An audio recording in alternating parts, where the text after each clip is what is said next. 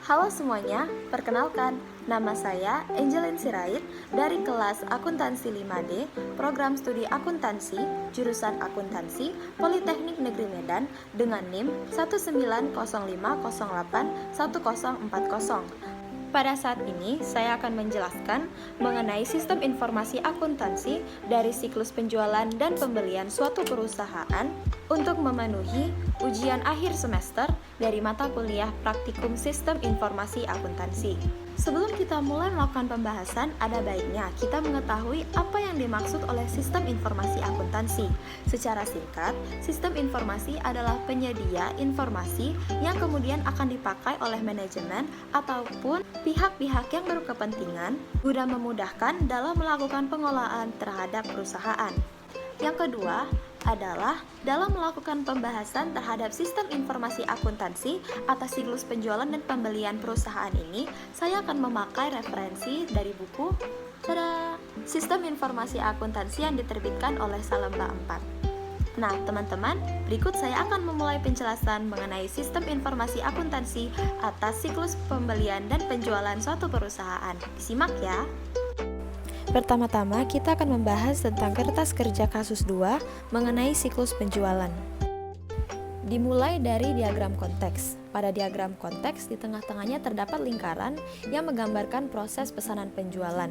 Kemudian, terdapat 4 persegi yang menggambarkan entitas, yaitu pelanggan, bank, departemen akuntansi, serta departemen penjualan. Kita akan memulai dari pelanggan. Nah, di sini pelanggan melakukan pesanan, sehingga pesanan tersebut diproses oleh perusahaan. Kemudian, pesanan tersebut diproses. Nah, jika ada barangnya, maka akan mengeluarkan faktur penjualan yang akan diproses oleh departemen penjualan.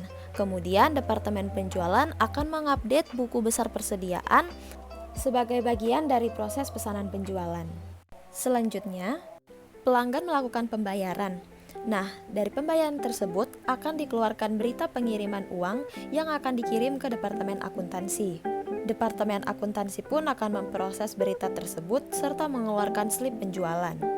Kemudian, uang yang diberikan oleh pelanggan akan dikirim sebagai cek kepada bank, lalu bank akan melakukan laporan bulanan. Selanjutnya kita akan membahas tentang diagram data flow atau DFD. Untuk DFD level 1, pelanggan akan melakukan pemesanan barang, yang kemudian akan diproses dengan melakukan pemeriksaan terhadap pesanan barang. Nah, perusahaan dapat melakukan penjualan secara dua cara, yaitu penjualan dilakukan secara tunai atau penjualan dilakukan secara kredit. Kedua metode penjualan tersebut akan diproses tergantung cara dari pelanggan membayar barang yang mereka pesan. Jika barang yang dipesan ada di gudang perusahaan dan sudah dibayar oleh pelanggan dengan cara melakukan pembayaran secara tunai, maka akan diproses bukti pembayarannya. Untuk proses penjualan secara kredit, terdapat master data piutang serta akan dikeluarkannya daftar piutang sebagai hasil akhir dari DFD level 1. Kita masuk ke pembahasan DFD level 2 yang dimulai dengan adanya pembayaran atas pesanan barang, di mana akan dilakukannya proses pengecekan harga atau persediaan barang. Terdapat reject karena bisa saja persediaan barang tidak tersedia. Jika penjualan yang terjadi secara tunai, maka akan dilakukan proses pembayaran atau pelunasan, di mana jika terjadi pembayaran, maka departemen akuntansi akan menerima uang atas transaksi dan mengeluarkan slip penjualan, serta adanya data atas transaksi yang dilakukan. Kemudian, jika pembayaran dilakukan secara piutang, maka akan dilaksanakannya pelunasan piutang, kemudian kembali lagi diproses pembayarannya dengan mengirimkan uang kepada departemen akuntansi, serta departemen akuntansi akan memberikan slip penjualan serta adanya master data atas transaksi. Nah, sesudah pembayaran dilakukan, maka pesanan akan dilanjutkan. Jangan lupa juga pengiriman cek atas pembayaran kepada bank. Proses selanjutnya adalah DFD level 3, dimulai dari melanjutkan pemesanan, kemudian melakukan verifikasi terhadap ketersediaan barang.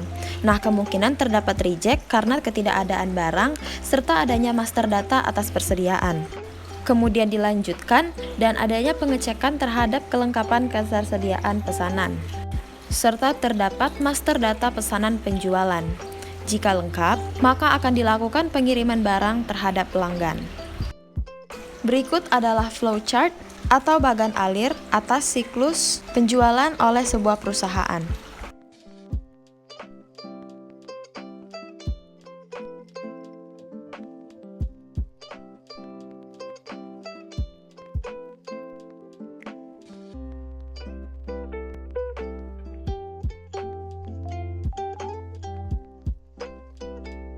Kemudian kita akan membahas kertas kerja kasus 6 siklus pembelian dari sebuah perusahaan, yang dimulai dengan adanya diagram konteks.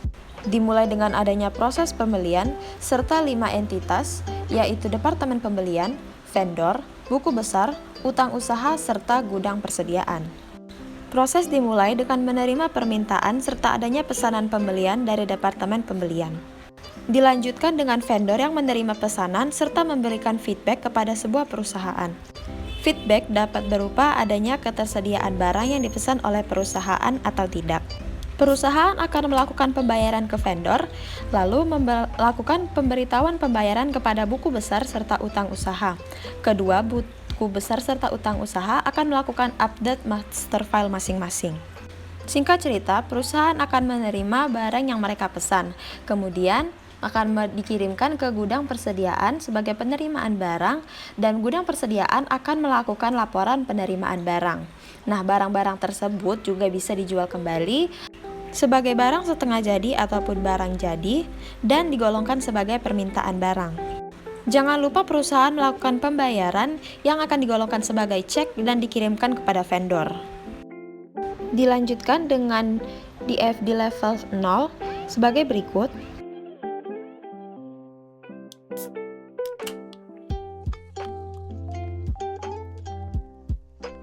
Lalu DFD level 1 dimulai dengan adanya permintaan serta pengecekan permintaan serta adanya data master pesanan. Pesanan diterima, kemudian dilakukannya pembuatan pesanan. Lalu dari pesanan tersebut dapat dicek vendor-vendor mana yang kira-kira akan dipilih sebagai pemasok persediaan permintaan perusahaan. Vendor kemudian akan mengirimkan umpan balik terhadap departemen pembelian tentang barang pesanan. Jika vendor menyetujui pemesanan, maka nanti perusahaan akan menerima barang dengan adanya data master persediaan serta laporan penerimaan barang. Dilanjutkan dengan DFD level 2, dimulai dengan adanya laporan penerimaan barang.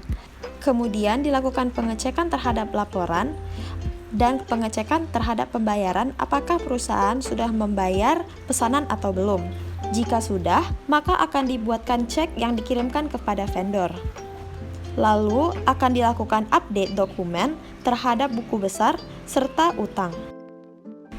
Berikut adalah bagan alir atau flowchart dari siklus pembelian oleh suatu perusahaan.